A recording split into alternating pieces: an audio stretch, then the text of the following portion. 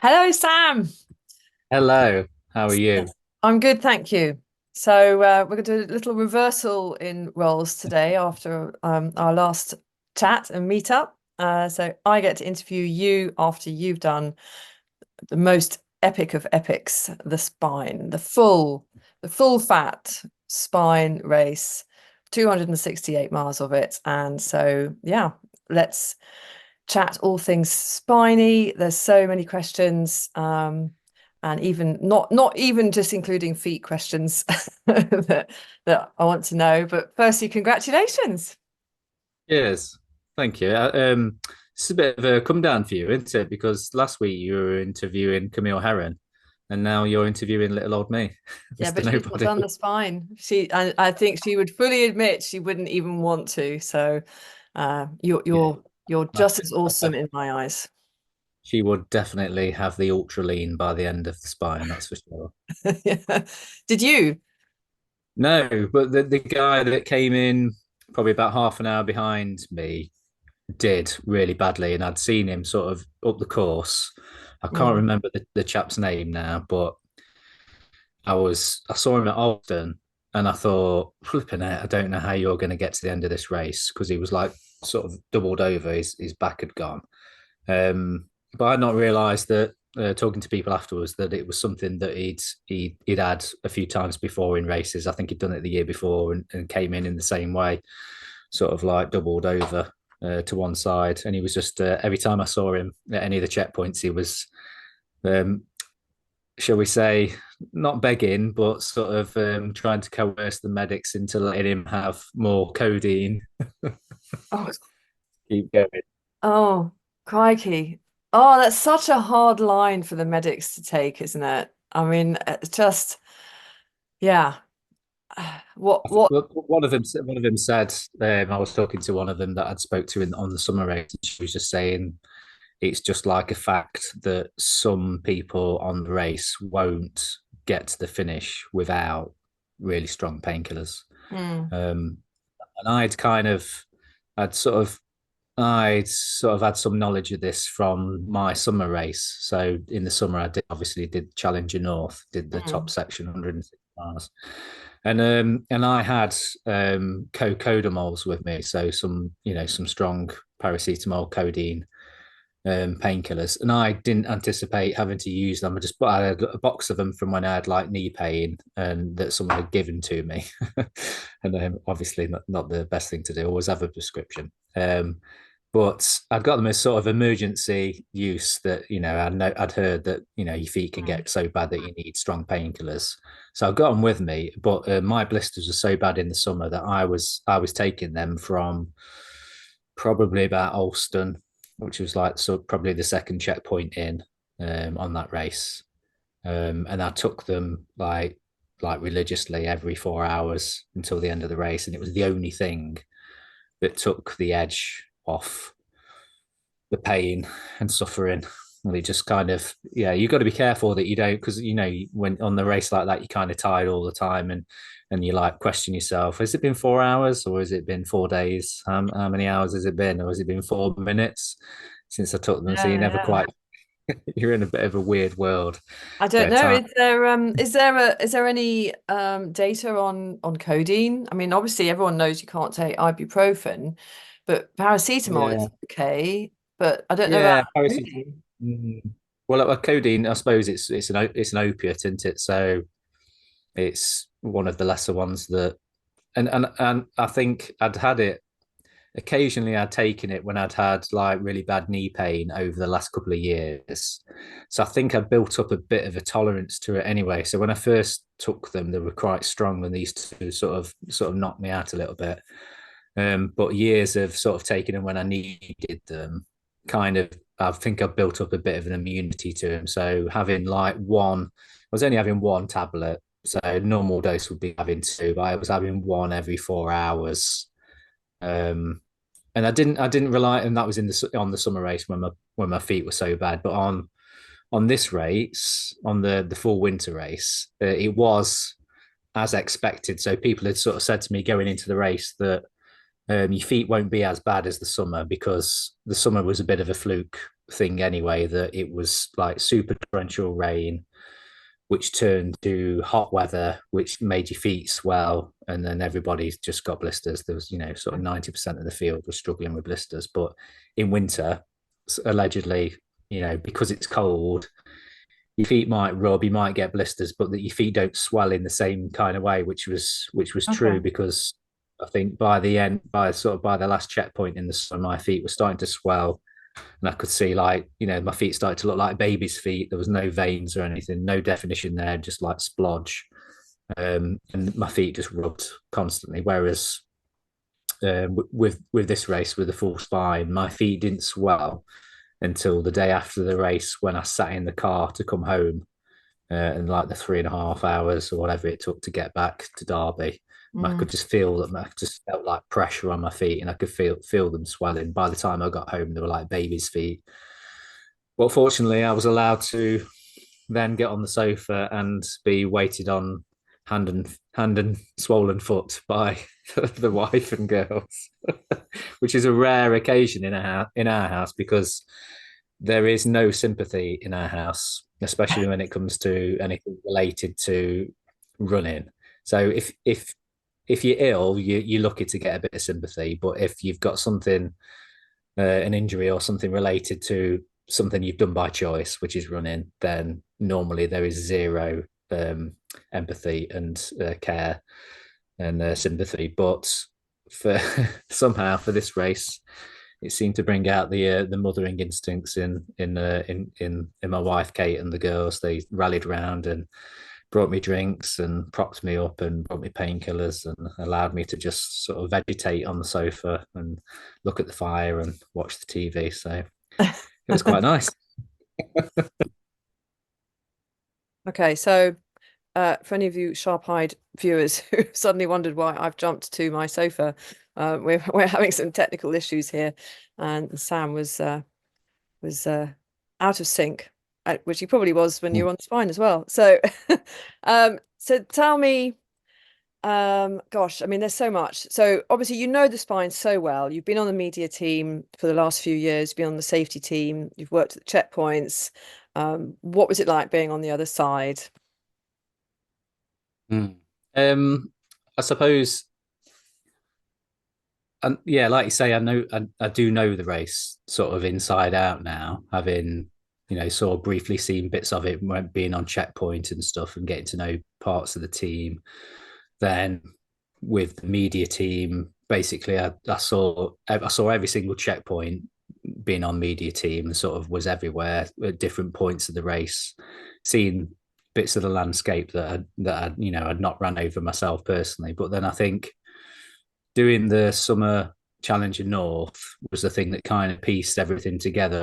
I know obviously going into this race that there was one section that I didn't know, which was the section from Hebden Hay up to Hawes, which is actually quite a big section. Like it's 61 miles officially on the route, but I think I ended up doing about 63, something like that. Possibly just a few nav errors here and Bit of a there. detour was there. Yeah. Um, so I think I knew what was coming, but I didn't know what was coming, if that makes sense. I kind of knew what I was up against as far as the terrain and everything and the routes. I knew that there wouldn't really be any major surprises on the bit that I hadn't wrecked in the middle. Mm. Because there was, I know there was, I know all of the big climbs and everything. So I was kind of prepared for that. In the lead up to the race, the thing that I was worried about was, we had all that horrible weather leading up to the race, over the last couple of months, where it's just been continuous like rain, constant all the time, and it always felt Yeah. like it was dark, raining, and cold. And that was like worst fear for the race was it raining the whole time. Cold, you know, absolutely fine. Wind to a certain degree, not that, I know that you're either in the wind or you're out the wind or you're sheltered from the wind. So that wasn't as much of an issue. But it was the fear of setting off in Edale in torrential rain, and it just raining the whole way up. And realistically, it can't rain for a whole week, can it? But it did feel like that the weather had been like for the last couple of months. It did feel like So I that. think, Yeah. and I've done, the recce's I'd done and stuff. That stupid recce that I did, which I feel like I had to do, which was like a 50 miler through the night. And I set off in the rain, and it rained for the whole night. And I got absolutely hammered with torrential rain for like 7 or 8 hours straight. And I got through every single bit of kit that I'd got. Um, and I felt like I needed to do that as a recce. But at the same time, I thought, that was really demoralizing. And how am I going to feel like when I'm like 4 or 5 days into the race and it's been raining nonstop and I've got no dry kit left? Because there's only so much you can take. I mean, they're really generous with the drop bag and everything. Officially you get 20 kilos of stuff to take, and my bag was full. But there's no way it was 20 kilos. It was, a few estimates were sort of about 12 to 15. But some people had some massive kit bags, huge bags, like almost like double again the size of mine. And there Mm, were, nobody was really, they didn't really, I've seen them weigh them before, but I think that's only when they're like sort of suspect. If someone picks it up and it obviously feels like it's 50 kilos, then they'll weigh it and they'll make them take it out of it. But I yeah. think, with all the will in the world, however big your bag is, you would never have enough dry kit to make sure that you stayed dry for 6 or 7 days if it was raining every day. So that was like my main concern going Is into the your, race. But obviously, sorry, can I just ask, is your kit bag, is it the same kit bag that's taken to the checkpoints, or do you have different kit bags for different yeah, checkpoints? no, it's the same one. So at the start, when you get your tracker fitted at the very start at Edale, that's when you hand your drop bag in, and that bag, it's got your race number on it, and it follows you all the way up the Right. race. So the logistics teams like do amazing, really. For they're only a small group of lads, probably like 4 or 5 of them, and they're constantly ferrying the bags up and down the course. So Mm, you've got people that. So not only have you got like they've got to chase all the leaders, all the really fast guys, they've got to get ahead of them and drop their stuff off. Then they've got to come back for all the slow people and move their bags up and everything. And then they've got to deal with people dropping out and getting their kit bags, because people come from all around the world, come from another country, and if their race is over and they decide that they want to get on a train and go home, then they don't want to be waiting around for days for their kit bag to turn up. So for their drop bag, so they have to like rush bags around and ferry people around and stuff. So yeah, so you can never really. I don't think you can ever really have enough kit with you to sort of, if the weather was that bad. I think you just had to sort of face the fact that you're going to be in wet stuff and try and keep warm. But that wasn't the case. The case was super super cold temperatures, and I've never ran in temperatures that cold before. I've been, years and years of going snowboarding and stuff in my misspent youth, and I was in Canada in -20 snowboarding, and I remember thinking, that's cold. But we had -15, and they said it could have been -20 with the wind chill upon Crossfell. really? Um, Wow. yeah, and it's that bit leading up to. So I was just been going through my race write up, which I need to get to you because it's too. I need to cut it down. It's too big. It's massive. I don't But I care. was re Send it. Everyone will send it. It's fine. I want and it all. then I was looking through the section, uh, sort of dealing with that night. So coming out of Langdon Beck. So we've kind of gone into Langdon Beck, and it was the weather was horrible because it turned, because I think that we'd dropped down a little bit in height. The weather had gone from being like snow and ice and everything to being a bit sleety and rainy and windy, and then everything was a bit wet and slidey and stuff because of the ice. Mm, And that was really miserable going into Langdon Beck. But as soon as we got to the section where you kind of crossed the river and went up to the checkpoint, it seemed the temperature just seemed to plummet again, and you were really aware of the fact that it was, very very cold. yeah. Got into the checkpoint, and they'd held the race that a few points. So we got in at about sort of 10 p.m. And they decided that they were going to let the race go again at 11 p.m. So it didn't really affect us because the people I was with, we were like going to have a 2 hour sleep anyway, and then set off again. So I had like a 2.5 hour sleep and missed these guys that I'd ran with, and they sort of set off. But I wasn't too fussed. But coming out of that checkpoint and going, so there's a diversion from that point. So because the weather was so bad, they cut out the section with Cauldron Snout. So Oh if you yeah. know about that section, so Mm. you follow the river from Middleton all the Mm. way along, and you've got these horrible boulders that are at the side of the trail. Basically disappears at the side of the river, and you're Yeah. faced with this like boulder field, And the and you've got to get across. waterfall. Yeah, that's it. So you got to get across these boulders first. So for me, that was the worst thing in the summer because they were covered in slime. And it felt like you could make no progress on them. It was so slow. So obviously they decided that they were obviously just covered in ice and the river was high.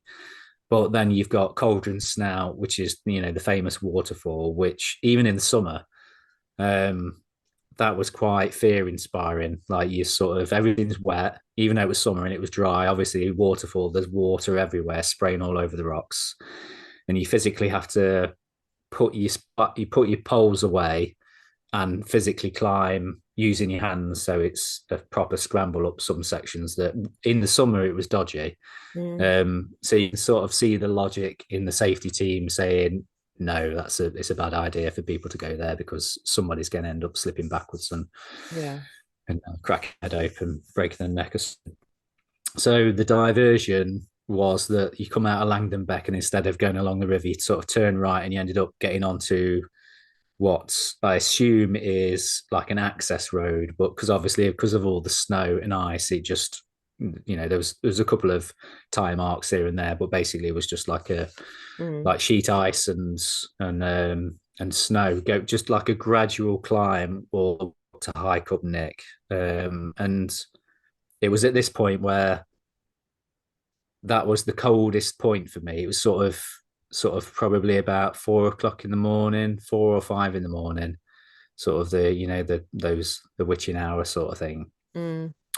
Cold just seemed to just be coming at you, and you could feel it trying to get through your layers. It was weird. It was no matter how many layers you got on, so goggles on, sort of neck gaiter thing over your face. I'd got one, two, three base layer, like a base layer, a t-shirt, another puffer jacket on, and then a jacket over thick Gore-Tex jacket over the top of that. So I've got like 5 layers on, like proper mountain fluffy mitts with hand warmers in. I'd got a woolly hat on. I'd got my thing pulled up. I'd got my hood up, both hoods up.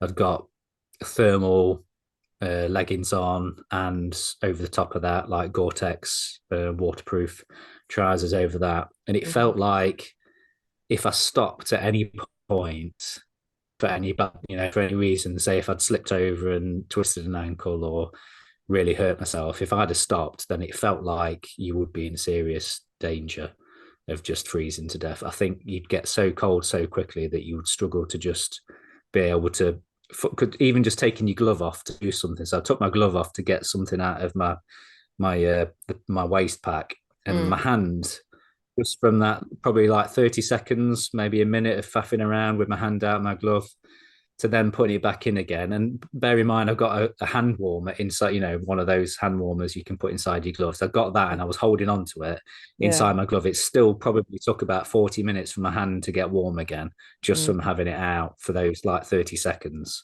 Yeah. So that's probably like not the scariest point of the race, but that was one of the points where I thought there is real consequences to this race. It's not, although the route is the route, the weather is the weather. That point for me, kind of, it was like a bit of a realization that if something went wrong, you realize why you've got to have 32 items of mandatory kit that everybody whinges about and like because you've got to carry it. But if you needed that kit, then Lindley, hats off to you.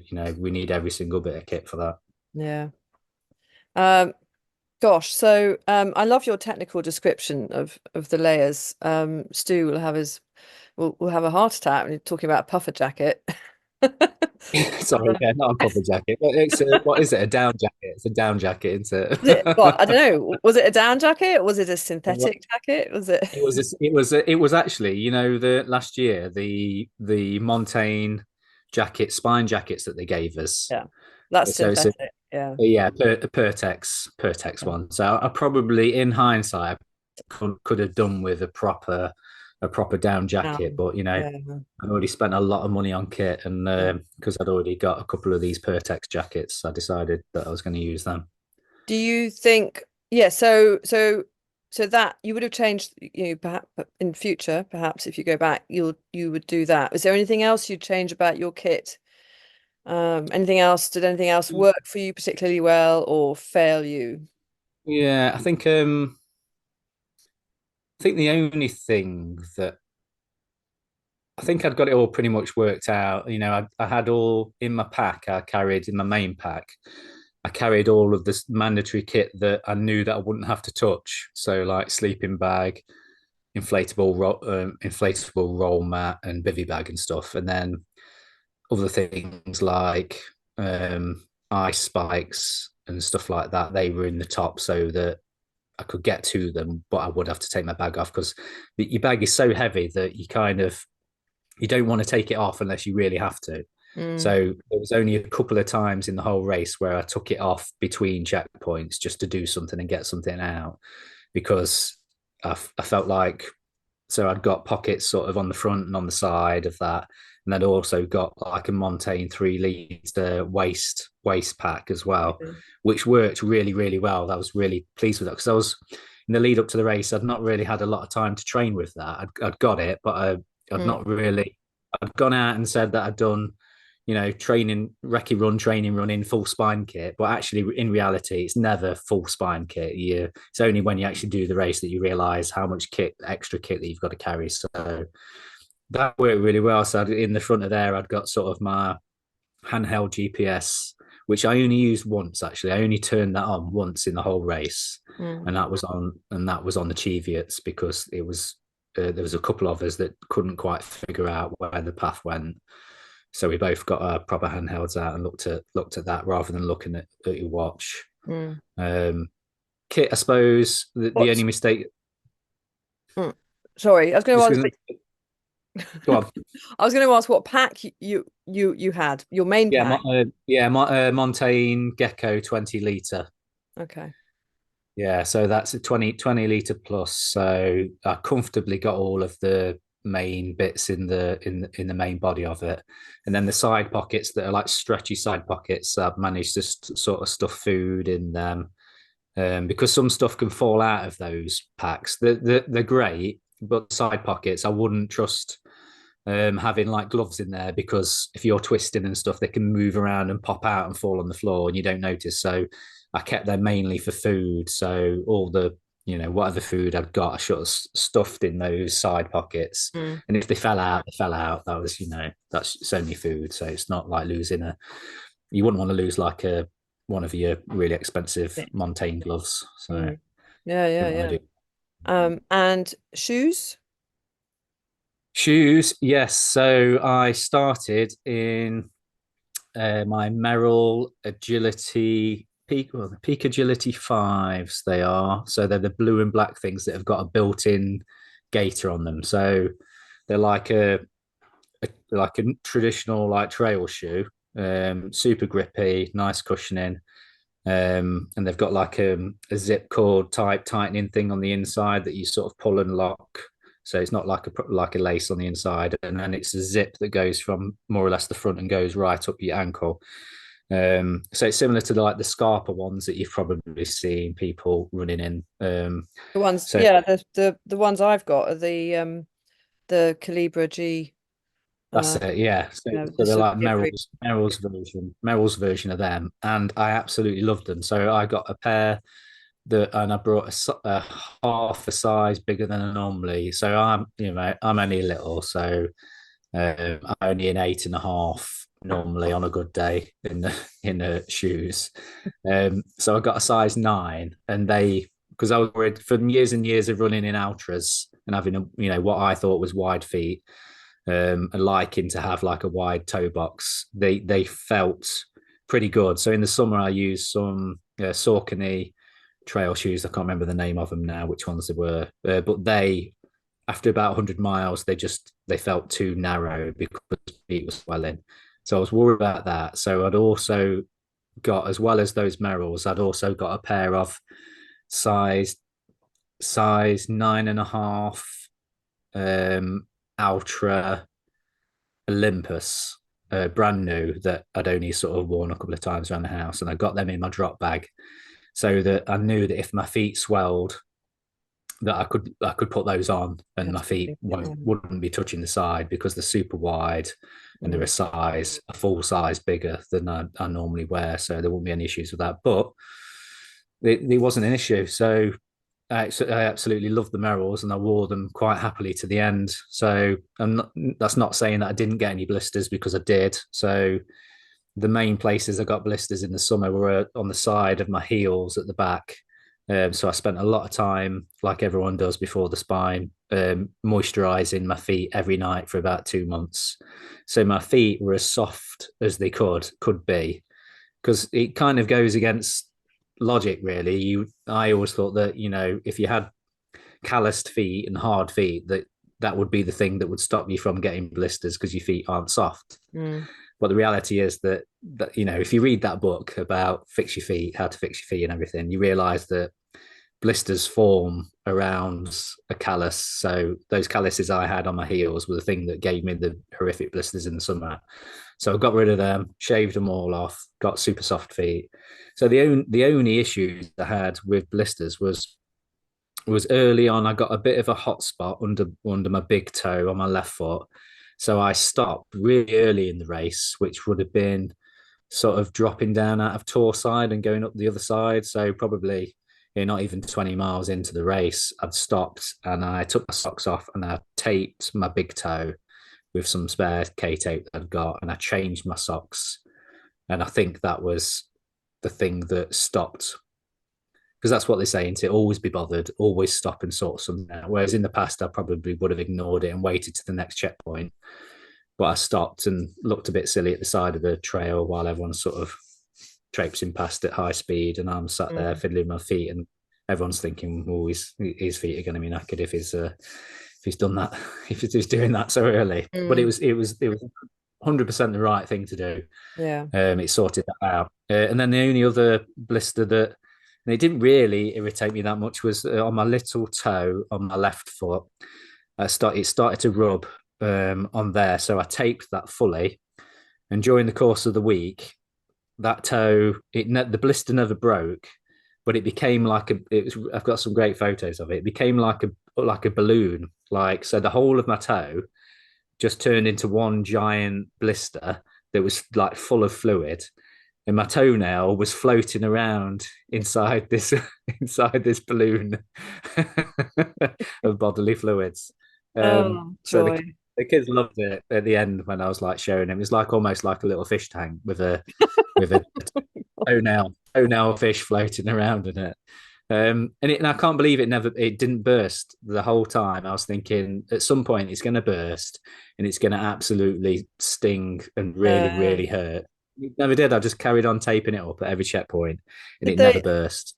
did you ever get your feet looked at? I mean, would they have burst it if they'd seen it? Well, yeah, this is the thing, you see. So in the summer, it was all about seeing the medics. So everyone was queuing to see the medics on the way out of checkpoint and stuff, and get the feet taped up. But there was a message sent out before this race saying that the medics are there for real emergencies. They're not there to be your personal K-tape applicator.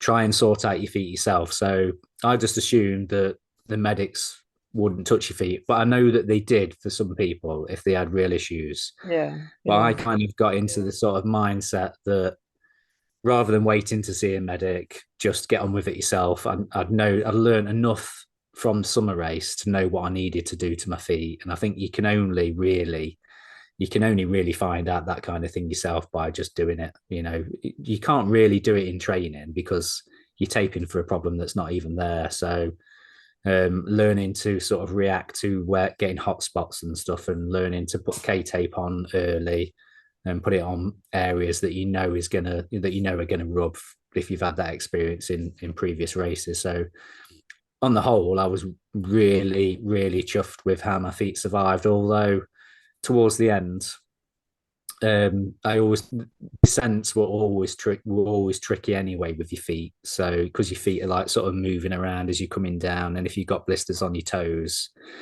like the weight of coming downhill would sort of hurt your heel, but also hurt your toes as your foot slides into the front of your foot, sort of thing. So I knew that probably the worst thing would be towards the end of the race coming down, descending from say hut 2. So Yeah.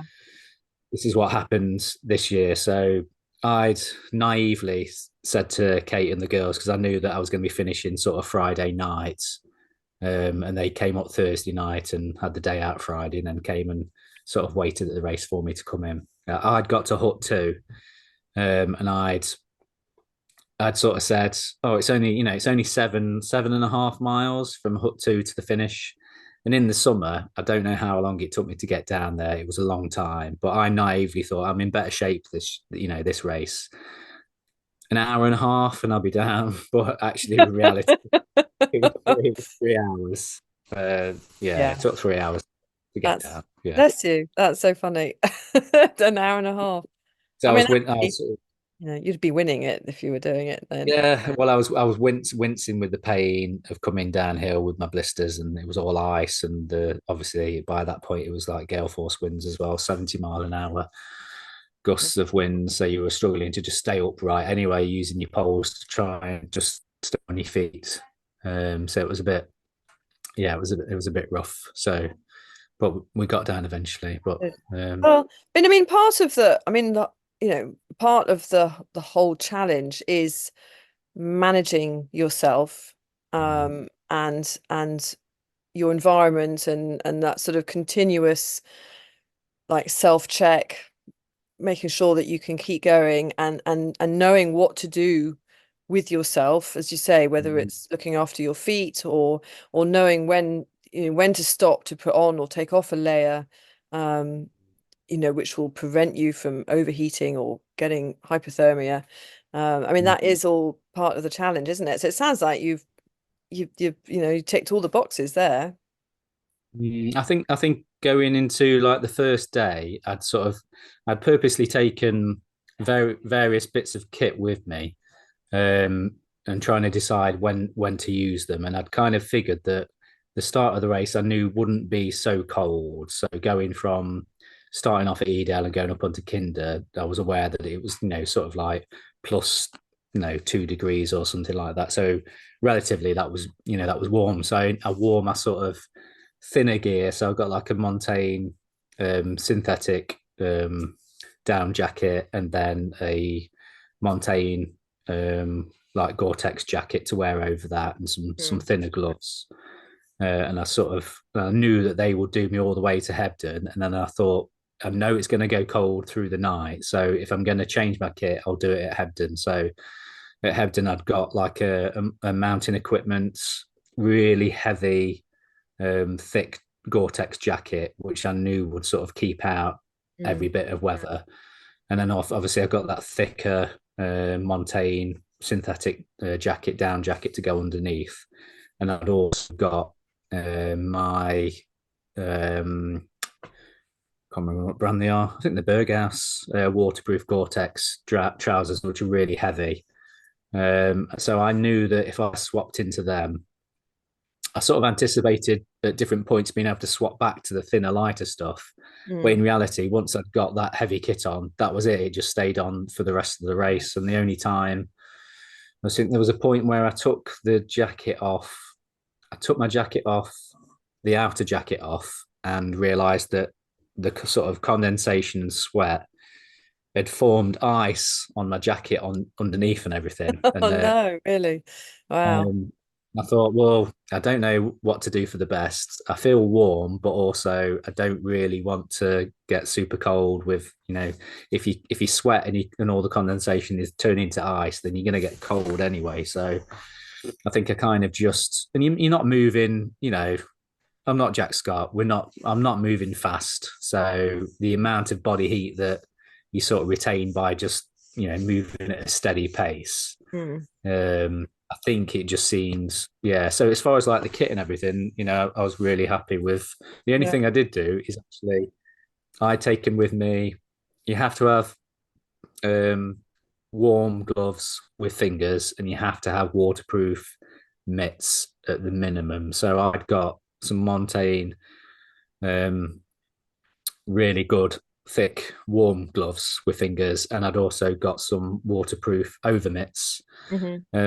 And testing them, they seemed absolutely fine. I thought they'd be up to the job, but actually, once I got to, I think it was like Hawes at sort of like 2 in the morning, and um, my hands were so cold, even with both the over mitts and those gloves on. I don't Yeah. know what it was. I think it might have been a combination of just being hungry and tired, and sort of my body sort of Yeah. drawing all the heat into my body to try and keep warm. But my hands were so cold, so I was at the checkpoint. I was chatting to the hiking hairdresser, one of the, can't remember, forget his name, his actual real name. That's his Instagram name.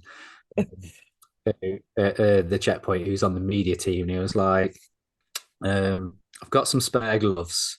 Don't know whether it's breaking the rules or not, but I've got some spare gloves if you want them. And I was like, yeah, it can't do any harm.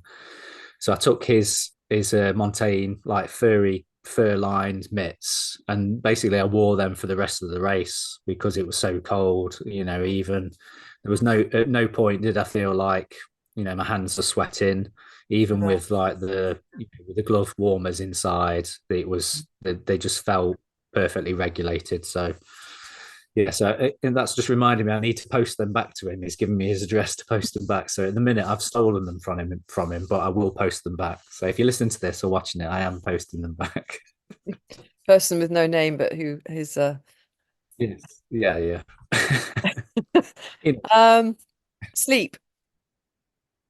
I Mm. take it you had more than 52 minutes of sleep, Yes. So which is it was what funny Jack because Scott in did, by the way. yes, yeah, Anyone yeah, listening. famously, yeah. And I'm surprised he had that actually, because normally he just likes to fall asleep on his feet, doesn't he? This this race, I cut myself a bit of slack with sleep because in the summer, I went through the first night, and I was planning on doing that again, which I did, and it worked. Just make yourself really tired by going through the first night and sleep on the second night. In the summer, I got 3 hours sleep at Alston on the Challenger North, and Mm. I woke up and felt like a new man. And that was the only real sleep that I had during the summer race. I had like a nap at the side of the trail after that, Mhm. the next day. Um, so my plan was to sort of have 3 hours sleep at Hawes and then set off feeling like a new man. But the reality was that really, I only got probably an hour and a half, maybe 2 hours at the very most at Hawes, just because of how noisy the checkpoint was as people coming and going, banging doors and shouting. Oh, Even really? with even with earplugs in and a face and like an eye mask on, Mm. I still, just kept waking up and woke up before my alarm. And eventually, I just got up and just thought I may as well just get on with it. Yeah. Um, so my plan to try and sleep twice for 3 hours went out the window, and it turned into like an hour and a half there, and then the next night I think I got like another hour and a half, maybe 2 hours. So I think I estimated that over the whole week, so 6 days, I got 5.5 hours sleep. Oh, So it no. actually seems like quite a lot in spine world. When you like hear about people sort of doing it on an hour or 2 hours sort of thing. Um, No, I mean, if you so compare that I to want, Jack, I mean, 52 minutes over 4 days versus yeah, 5 hours. I don't know. 5. It's probably not much more considering how much longer you were on your feet for. Yeah, I think it's yeah, it's a funny one sleep because like when you talk about it in the real world afterwards, like you say, oh yeah, I managed to get like 5.5 hours sleep. Like if you got 5.5 hours sleep on a normal night in the week, you'd wake up the next day and you'd feel like horrendous. You'd think like, wow, I had a rough night's sleep. Mm. But the reality is that you've had that sleep for the whole week. But it's strange. It's like that your whole world perspective changes on the spine. The days just become incredibly long and the nights just become incredibly short. So it still feels like you're having night and day, but they're like stretched and compressed. So your day just feels super, super, super long. And your night is just like whatever sleep you can get. And then you start again. And it doesn't feel wrong, but it does mess up your sleep cycle. So I know these last couple of weeks since I've been back, I've been for the first week I was like awake in the night, having like hot sweats and stuff for at least Mm. like 2 or 3 days after the race. And I know that's like something that most people have after the spine. Um, my my window for getting up and going to the toilet. So I've turned into an old man that has to get up in the middle of the night now and go for a wee. So I'd never ever, like in forever, I've never ever had to like get up at sort of like 3 or 4 in the morning and go for a Mm. pee. But since coming back from the spine, I have. It's like my body is still not quite No. got into the routine of knowing that you're going to sleep for a set amount of time and then it's okay that you can go for a wee then. Yeah. It's like it's still in the mode of if we need a wee, we need a wee, whatever time it is. So, which is obviously what you were doing during the race. Yeah. Yeah. And without going into too much detail, so that was number ones were obviously anywhere. Number twos for there's quite a weird thing that I didn't realize that this would be like this, but number twos I only had two in the whole six days. Okay. So whether people want to You know love a that bit of or food not, chat. that's a bit of Food chat's good. information. Yeah. Yeah. Well, if you're doing the race and you're worried about that kind of thing, like, well, where am I going to go for a poo? Am I going to have to use my poo shovel? And all that kind of stuff. Mm. The Yeah. Yeah. reality is Yeah. you won't go very much because I think your body is just like whatever food you're putting in, it's just using and It's just just in. turning it into energy. And that's that. It's probably in shock.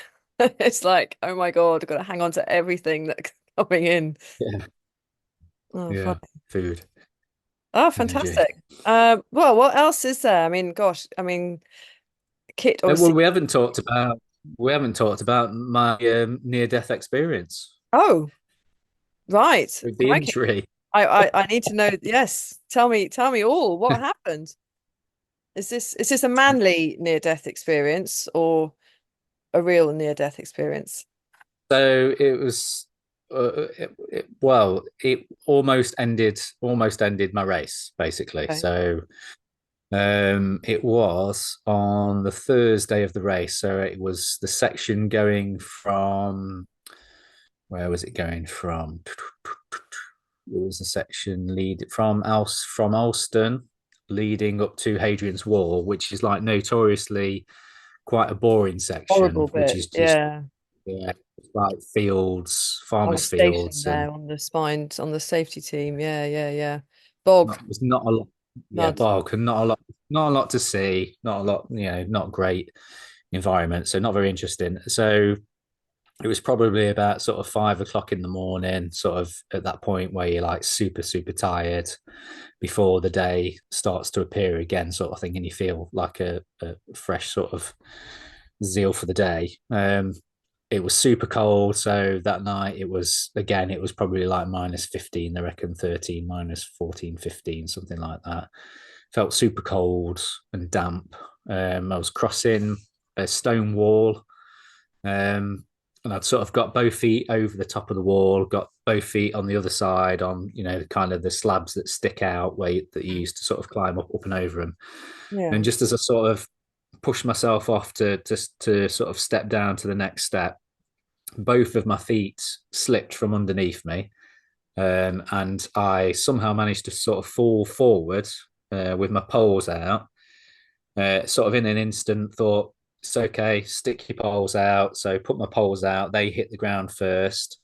My left pole snapped instantly, and I fell sideways from probably sort of about 3 or 4 foot high.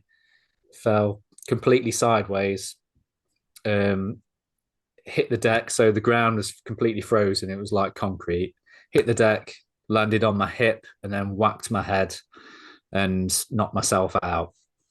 Oh shit. Um, yeah, so it wasn't until there was a guy that I'd passed previously. Sort of, he was walking and I was moving fairly, fairly fast. Not I say fast, it was as fast as you move on the spine. I was, I was jogging. He was walking. Mm. So I passed him, and all I remember was just sort of slipping, hitting my head.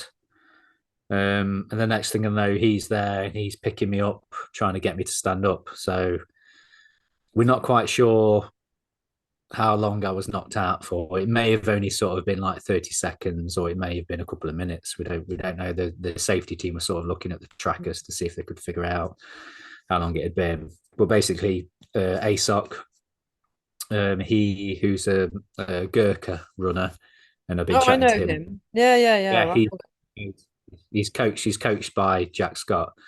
So we were talking about that, sort of ran with him a little bit earlier on, and we were talking about the podcast and talking about Jack and everything.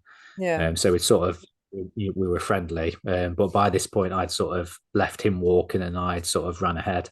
Mm. Um, so the next thing I know, he pulled me up trying to get me to stand up, and I couldn't stand up. Every time I stood up, my left leg just gave way, and I fell over again.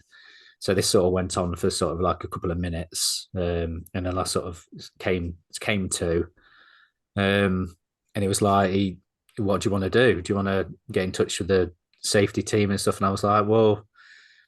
Was very aware at that point of how cold it was. If you sort of if something happens to you, it was bad enough anyway with it being cold, but I'd kind of gone into shock straight away, Mm. and I knew that staying still was a bad idea. I knew that I needed to keep moving to stay warm. So I said, right, I'll get another layer out. So I grabbed another layer out of my bag and took my jacket off and got this other layer on, put that on, changed. I can't remember what I changed. Got some of the bits of kit on and stuff just to try and keep warm. Yeah. And then basically for the next sort of 4 hours, I just walked with him. So he gave me um, one of his poles. So I got two poles, and he sort of went on with one. And I just walked with him for probably about 2 or 3 hours, just trying to get my head straight. So I was aware that my head was warm and wet, and I was like, put my hand under my hat and like looked at my hand and realised it was covered in blood. Um, and I'd not even realised that I'd hit my hip. All I knew was that I'd hit my head. So I was like, I'm okay. All I've done is sort of I've hit my head. I'm bleeding. I'll be okay. So I just kept going. The sun came up. I started to feel okay again, and I just thought, well, I'm okay. Obviously not. I've got any symptoms of concussion or anything. I know where I am. I know what I'm doing. It's not like I've woken up and I haven't got a clue where I am or anything or what Mm. my name is. I've had concussion before. I know what it's like. And I just thought, right, I'll just crack on. And when I get to Hadrian's Wall, there's an SST point there. I'll have a word with them and just let them know that I'm the one that has fallen over, because a few of the guys that had passed us had sort of said, "Oh, we'll tell the safety team that what's happened Mm. and everything, so they to expect you." Yeah. So I got there expecting to sort of just sort of check in with them and just tell them that I'm the one that fell over and banged my head. I'm okay, don't worry. Yeah. I'm safe to carry on. But when I got there, they sort of said, "Oh, just come into the warm a minute, and we just need to check with the medic that everything's okay." So I went into they've got the sort of the visitor centre there, and they've got like a log burner going and everything. So it was like really nice. Got in there, had a cup of tea and stuff, having a chat with them, and the SST guy goes off on the phone, and then he comes back in and goes, "Okay, I've spoke to the medics, and we're going to retire you from the race." And I'm like, "What? Well, no. What?" I thought he was joking. I was Well, like, I laughed. no one had even inspected you. No, well, this is the thing you see. So I was like, I laughed and said, "Yeah, you're joking, aren't you?" And he was like, "No, no, like it's procedure that if someone's lost consciousness from a fall, then really we need to recommend that they retire from the race." And I was like, "Okay, I understand that, but I've carried on since it happened. This I've carried on for a further. So by this point, it was like 10 o'clock in the morning. This had happened at Mm. 5 in the morning. I was like, I've carried on running and walking for 5 hours, and I've been okay. Yeah. I've come in here myself personally to tell you what had happened. I Mm. could have just carried on running and just ignored you. Yeah. You wouldn't have stopped me. So I'm here voluntarily, but I I'm perfectly well enough to do the race." And they were like, "Well, no, this is what they're saying. They're saying that you need to retire." And I was like, "Well, fair enough. I'm happy to retire, but I want to be seen in person by a medic, not just the safety team. Yeah. I want somebody to come here and tell me that my race is over and look me over, thinking I could buy myself some more time." And they said, "Right, okay, I'll have a word with them." And he came back and says, "Yeah, there's a medic coming, but you may have to wait a while for them to turn up." So this was sort of like 11 o'clock in the morning. So the medic came at 3 in the afternoon. So I'd been there Are you basically like kidding? all day, sat there waiting. But in the meantime, I got all my kit off. I was drying it by the fire and everything. I got all my gear all nice and dry and warm again and everything.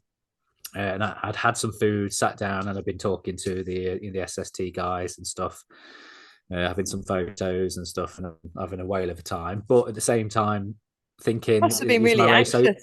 Yeah, yeah. Yeah, I was That's thinking, "Is my tough. race over?" And I was talking to the safety team and just saying, I understand if that's the decision, but I don't want to come back next year. I want to. I'm so far into the race, and by this point at Hadrian's Wall, you're nearly 200 miles in. Yeah, I yeah. don't want to come. I don't want to come. Fair enough, it's a great run, but I don't really want to come back next year. I want to. My plan was to get it done this year and move on to other things next year. Um, and they were like, "Okay, just wait to see what the medic says." And all due credit to the medic that came, because she was, instead of coming in with a preconceived idea that she was coming there to end my race, she came in with an open mind and just said, "Right, tell me exactly what happened.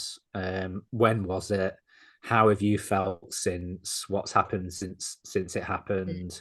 Mm, Did a battery of tests with me, checking my eyes, checking this, checking that. And in the end, she was like, "Well, it's now been, you know, 8 hours since it happened. If you were going to have any real symptoms of concussion, you would have had it by now. mm, I'm happy to agree to let you go under the proviso that every checkpoint you get to, every safety team you get to, you get them to sort of give you the once over and make sure that you're still okay.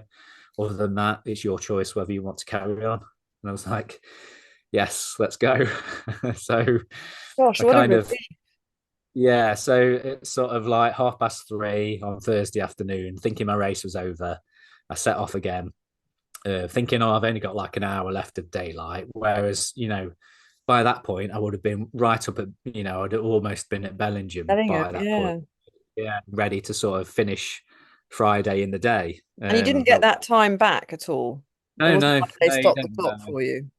You don't get this and that. That's it. The clock's going the whole time. So basically, I lost sort of 8 hours to just sort of sitting around basically and Yeah. wait. No, not 8 hours, probably 5 hours. I lost 5 hours, but in the Yeah. grand scheme of things, like ASOC, he carried on. He stayed with me for a little bit at the place while the Mm, city team were there, and he carried on, and and I must have put on a bit of a pace because I managed to almost catch ASOC again at the end. So he only came in like sort of 10, 20 minutes before me. oh, So I wow. made up those Okay. 5 hours that I lost. I kind of made up anyway with the sort of determination to get to the Well, end. you'd But had, I mean, the 5 hours, I suppose, in the warmth must have helped. yeah, Did that's you it. Yeah, get any sleep rested. then as Yeah. well? No, I didn't sleep because it was the middle of the day and I didn't feel tired. I just sort of sat and had a load of food. So in How a can you way, it be was like feeling having tired? a How can you not be feeling tired? No, I felt good because it was daylight. I was all in the daylight, daylight hours. I always felt good. It was only ever sort of in the sort of twilight hours, the middle of the night and stuff, where I sort of felt the tiredness. Although, having said that, I'd after that point, I'd sort of put a pace on and got to Bellingham. Tried to sleep at Bellingham, but it's freezing cold there. You've been to Bellingham, you've seen the sleep room that they have there. No. So Bellingham it feels like it outside, even though you're inside. The room they've got heaters in there, but it's just basically like a wooden shack. So I'd got so I managed to use my sleeping bag for the first time, my Criterium sleeping bag. It worked perfectly, absolutely ace. Oh yeah. Really, really super warm. So I've got to write that review for him. So I managed to kind of get probably an hour and a half sleep there. Probably in reality it's probably more like an hour. And then came out, spoke to the medics again, faffed around with my kit, knowing that this was the last push. So from Bellingham, that's it. You don't see your drop bag again until the finish. So um, I knew that I needed to get all the kit that I needed out of the bag. If I needed any extra stuff, I've got to have it there. Any extra Anything for food the I needed. Cheviots. Yeah. So I set off from there sort of in the early hours of Friday.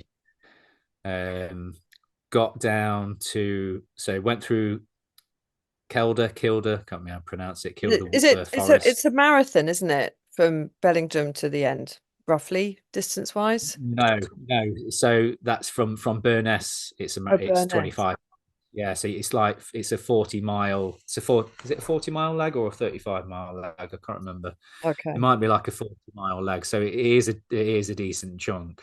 Okay. Um, but it helps that you've got those markers. So you know that you've got to get to Burness, and you know that there's a safety checkpoint there where they give you food, and there's the church where you can sleep, and then from there you've got the 25 miles of the Cheviots, but that's broken into the two huts and then the finish. So it's Yeah. almost like that last leg is a decent chunk of mileage, like 40 odd miles, Yeah. but it feels doable because you know that you're breaking it up into those sections. So It's manageable chunks. um, yeah, so I went through Kilda Forest, and I had my same traditional hallucinations that I have on that section. So in the summer, I was seeing black bears in the forest.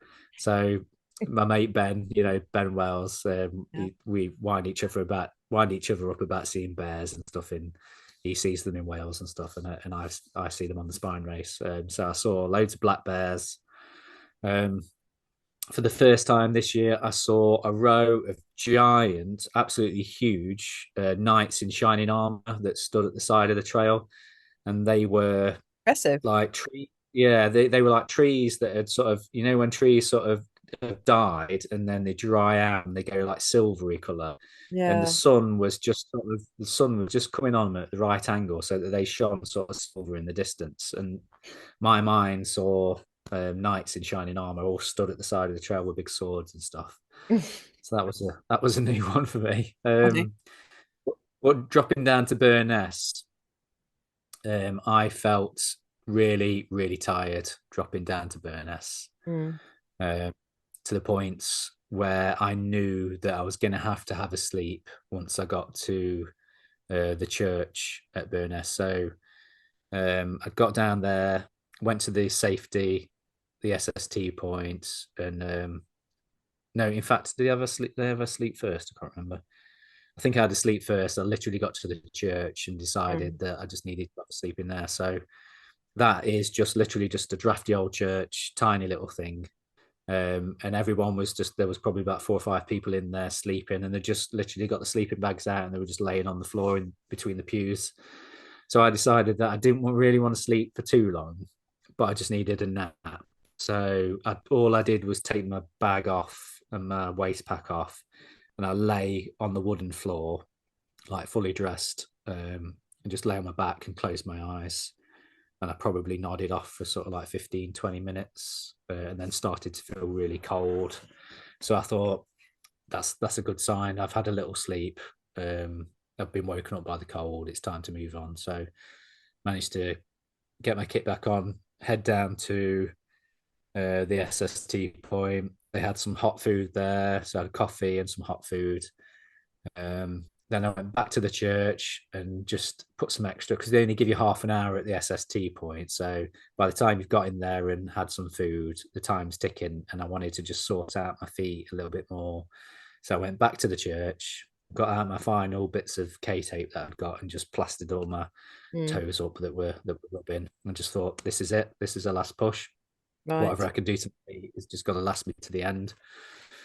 Um, and I set off there feeling like I'd had a little bit of a sleep, and I felt refreshed a little bit by having some hot food, and made the climb up onto the Cheviots. And that there's a little section on there that's like is actually like a bit of a scramble where you've got to get up, use both hands and climb up.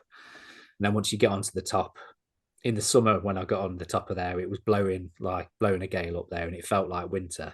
But actually, when I got on there this time, I realised that this really was winter. So the wind was absolutely hammering it across. Mm. Like 50, they reckon there was 50, they reckon on Friday morning it was like 50-mile-an-hour winds, and then Friday night it was like 70-mile-an-hour gusts.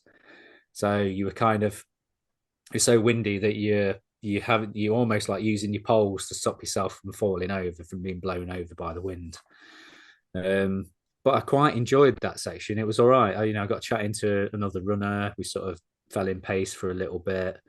I sped up a bit more. He caught up with me at Hut One.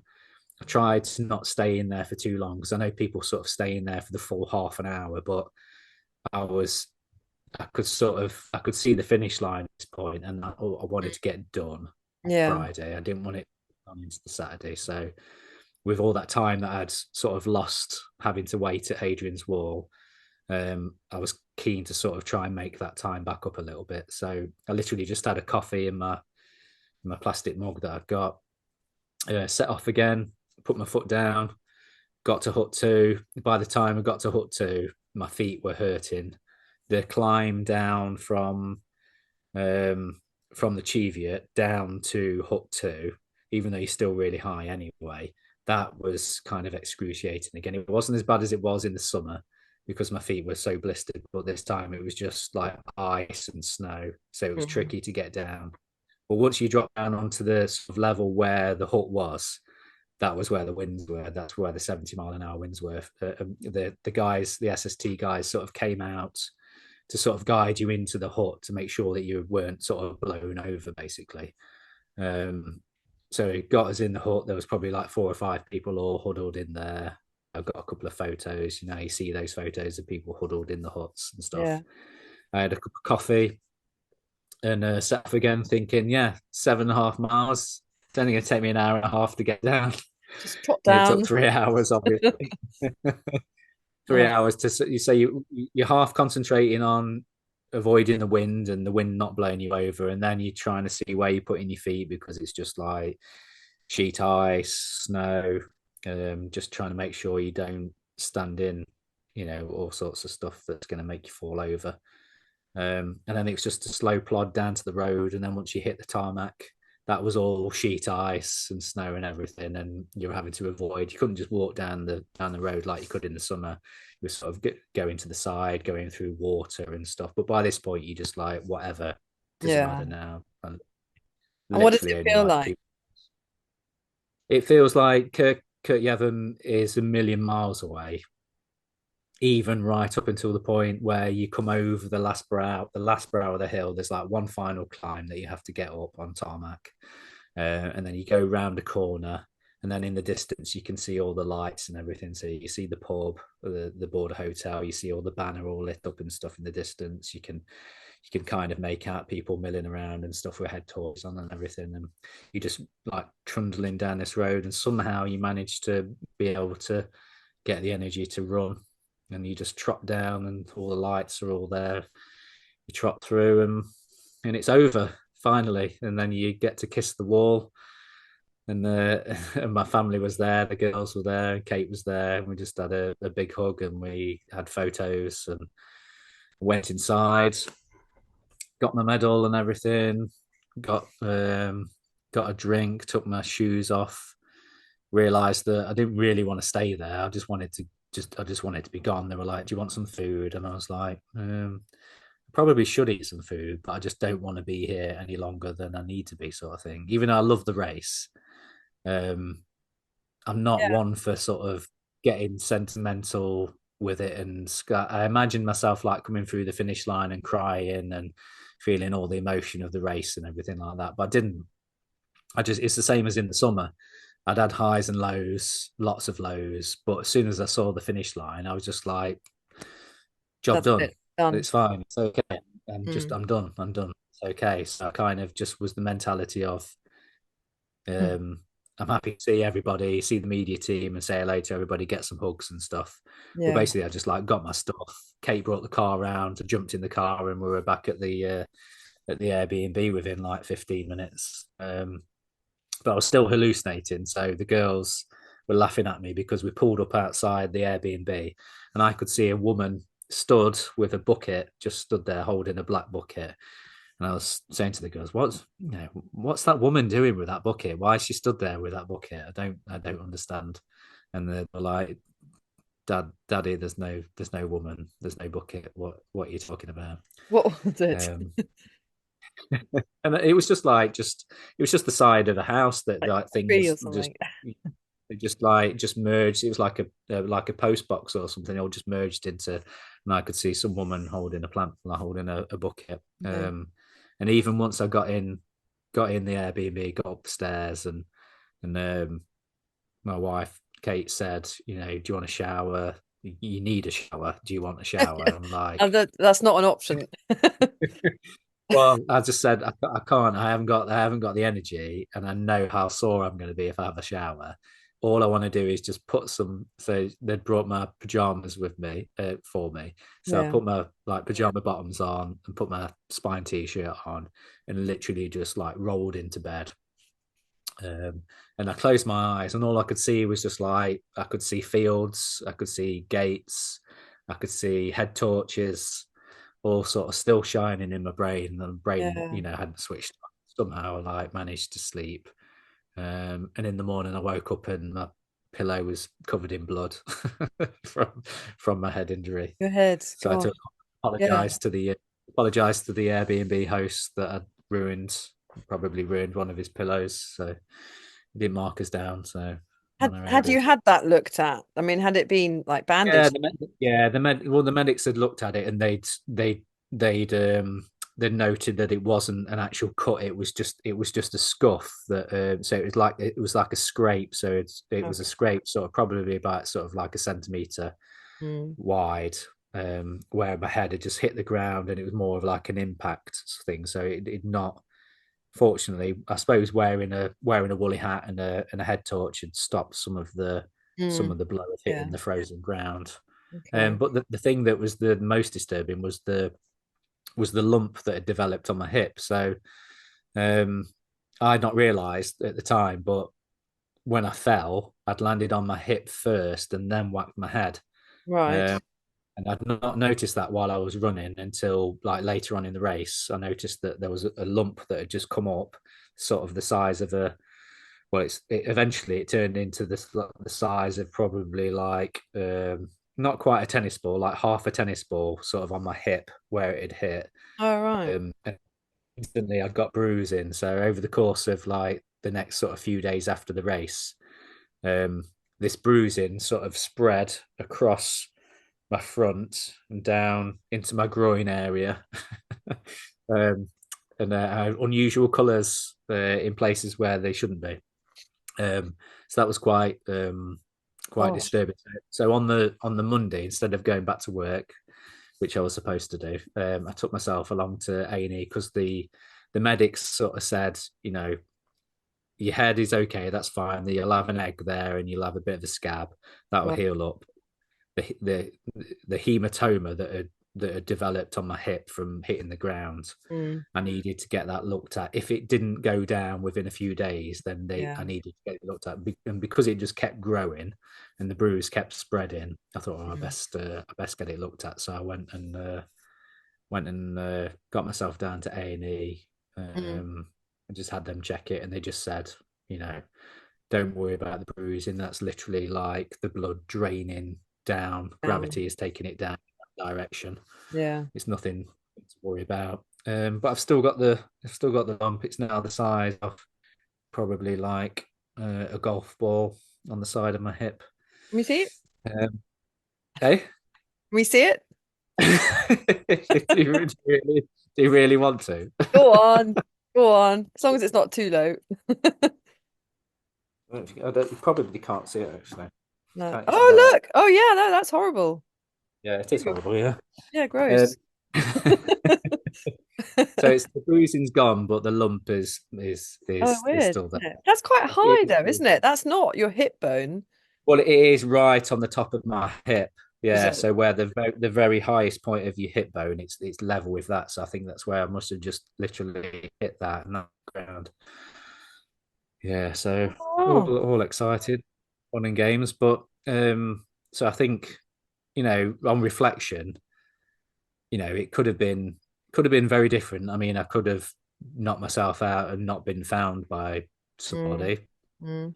You know, been really knocked out. I don't know whether I would have woken up in the cold or whether I would have just slowly got hypothermia while somebody was coming. I'd imagine obviously the safety team would have been alerted to me not moving for more than Yeah. 10, 15 minutes or something. Well, Um, I can, yeah, definitely. I think certainly from my time on the safety team, someone is watching every dot all the time. And we would get the call the moment a dot hadn't moved for like 10 minutes. It would be they'd be checking, have they called in? Have they said they're going to have a sleep? Who's nearby? And yeah, immediately you're kind of you're put on alert, right? You're not, need to go and check this out. So I think that's one of the, it is it's an impressive logistical machine, the whole event. There's no doubt about it that what the level and the detail that goes into organizing everything is just mind-boggling, isn't it? yeah, I think I always a few people have sort of said to me, do you not feel like super worried about the fact that you'd like fall and knock yourself out and stuff and where you were. And I was like, yeah, yeah, the reality of it did sort of sink in. But at the same time, and like you say, that you're always being watched and that somebody's always there keeping an eye on you. So after I'd had the fall and I'd checked in with the SST and then the medic had let me go, every single safety team, every single checkpoint that I got to, they all knew ahead of me. They're like, you're 176. You're the guy that banged his head. How are you doing? And they always checked on me and just made sure that I was okay to carry on because that was basically the caveat that they gave me for carrying on was that you've got to check in Yeah, with all the safeties and all the yeah. medics as you go through. So yeah, so full credit to the race for Mm, and all that safety kit, all the gear that you carry is all there for that reason. The reason why you have a tracker, even if you whinge about it digging into you and stuff, it's all there for your safety. And yeah, there was never a point where I thought I'm on my own. There's always somebody ahead of you, always somebody behind you, and always somebody watching you dot. So all in all, yeah, on reflection, I suppose I'm glad that I got to finish the race. I feel like I was fortunate to be able to finish the race. It's probably a good thing that then there wasn't a medic there and that I had to wait because they probably could have made that decision and just said, no, you can't carry on without giving me the chance to sort of wait for mm, 8 hours to pass.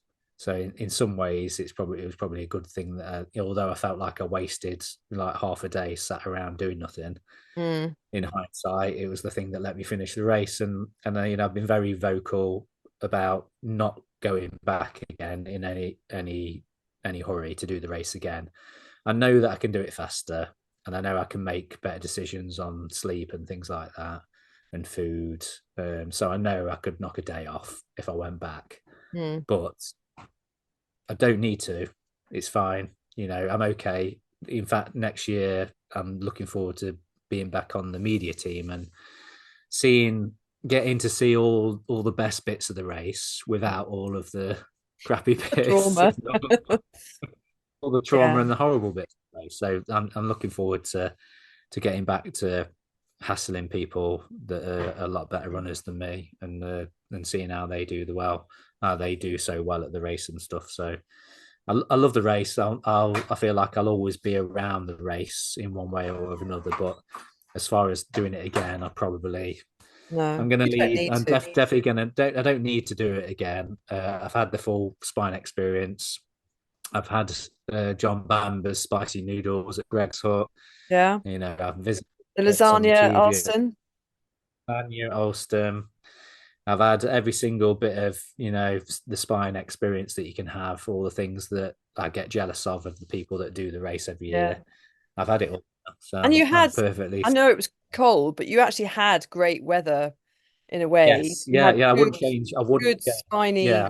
properly snowy, So, epic weather. like interviewing like Damo a few times. I remember him sort of saying that you always the cold and snow is the weather that you sort of envisage for the race, and that's what you Yeah. want. But the reality is, it's probably going to be rainy and miserable and horrible.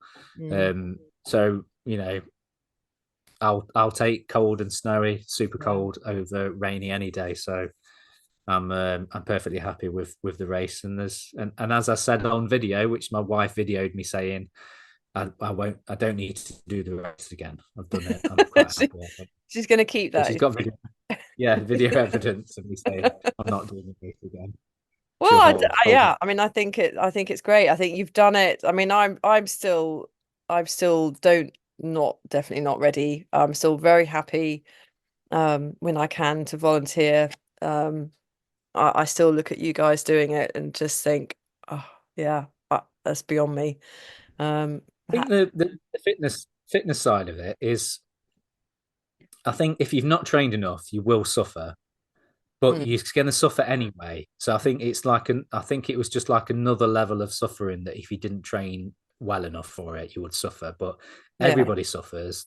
Jack Scott suffered no matter what impression he gives. Everybody suffers on that race, regardless of how fit you are. yeah, But if you are fit, then it just makes it a little bit more durable. yes. My training wasn't perfect going into it, but I was happy with the mileage I'd done and the recce and everything. I don't think I could have realistically done much more than I did. Ah, I remember you Uh, going out. We spoke the night you went out on that 50-mile night run. And I just remember thinking, wow, I mean that's dedication to go off to do a yeah, training run, 50-mile training run at night. You know, yeah, that's it pretty was. good. By the um, way, he's a coach as well, in case you want to know. I wouldn't recommend that to anyone as a coach. But yeah, that was just something I felt like I needed to do. But yeah, as far as like I think so, my legs hurt for like the first 24 hours. My quads were sort of really sore, like getting into sort of hawes. But then after that, it just like the pain of your legs from running just seems to just kind of disappear weirdly. You Mm, kind of just keep going, and the pain doesn't get any different, doesn't get any worse, but it doesn't really get any easier. It's kind of a hard one to describe. I think your body just turns into a spine machine, and you just keep going. And I think that if you're complaining that your legs are hurting on the second day, like if your quads are hurting and stuff, that it's probably that you've gone too fast, maybe. mm, I don't know. And then, I mean, but then we saw that, didn't we, this year? Like the first, like that group of 11 guys that were all out the front going as fast as they could. Only four of them finished the race. yeah, yeah. So it Gosh. pays to be a little bit slower at times. Well, definitely. And I mean, are you jogging? Are you still jogging towards the um, in bits? I mean, or are Yeah, you? yeah, yeah. Yeah, There was plenty of times like I was going over the Cheviots. There was sections that I was like I wasn't running all out, but I was running definitely. yeah, yeah. It's strange. There's like some sections where it just feels there's some sections where you can't run. Mm, There's some impossible bits where it's, you'd be crazy to try and run some of it because of the Yeah, terrain and train. Yeah. gotta just plod on. But there's some sections where, yeah, like going over the Cheviots with the flagstones and stuff, when you could see them and you could run on them and you knew it was safe to run. Some bits that had sort of blown out by the wind and was just sort of grassy and stuff, and you knew that you could run on it. Yeah, I Mm. was running and overtaking people on sections. Most of Hadrian's Wall, I ran again this year. I did in the summer. That was one of the sections I That really. Hadrian's Wall is horrible because that's so undulating, isn't it? It That's is, a yeah, real it is killer. that first bit is, but there was a diversion because of they diverted it because of the sycamore tree. There's like a massive diversion in Oh, place is because there?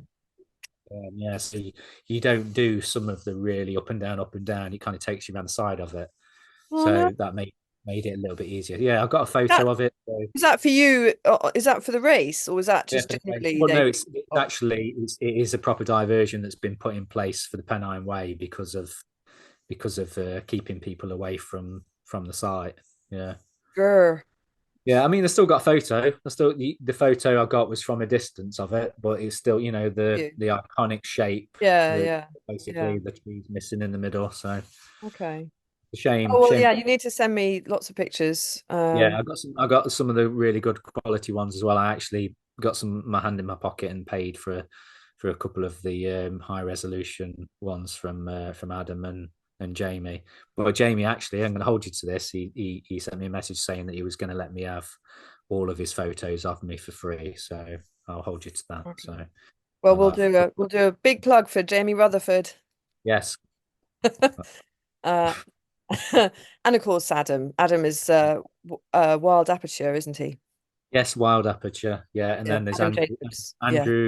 Yeah, Adam Jacobs, and then there's Andrew Hendry photography as well, and then yeah. the hiking hairdresser. Sorry, mate, I forgot what Hairdresser. your actual real name is. At Uh, hiking hairdresser. Everyone follow the hiking hairdresser. Hopefully he'll get a ton of followers. I want to know who the hiking hairdresser is now. I need to go and check his account find, yeah, find, yeah, find him on Instagram. Yeah, and I will post those gloves out. to him. I promise. Yes, do. Oh well, fantastic. Thank you, Sam. Epic journey. Mm. Um, you've underlined again for me that I don't need to do it just yet. Um, but Never say never, though. Never say never. no, no, never say never. Never say never. Maybe when I grow up. But yeah, thank you very much for talking to me. That's all right. No problem. My pleasure.